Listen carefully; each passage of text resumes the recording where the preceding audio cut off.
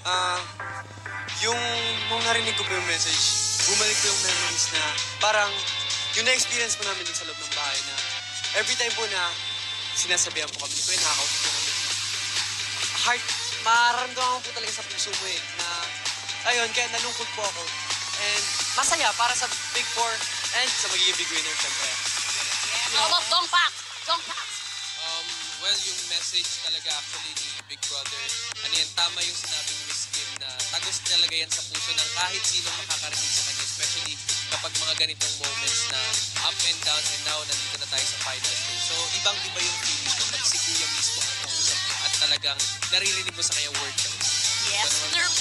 Tsaka, yan ko lang, syempre isang karangalan na masabihan ka ni Kuya ng mahal ko ngayon. Grabe, sobrang tabi sa puso. And of course, nakaka-proud yung mga girls, syempre. Wow.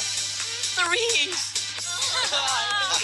Very po, super nakaka-touch talaga. Especially coming from Kuya. And si Kuya talaga, hindi lang siya basta naging Kuya sa loob. Naging father namin siya. Naging therapist namin siya. And all in one. Apaka kung anong therapist, pang mayaman yung therapist nyo, ha? Gwen.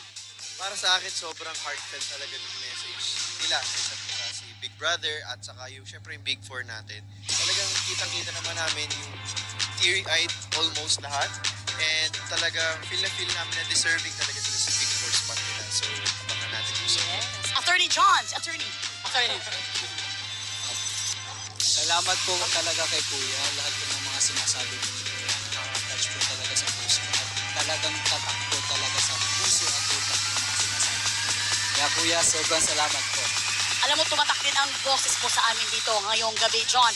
Gaano naman kayo kasaya dahil talaga grabe ang init, di ba, ng pagtanggap talaga ng mga tao.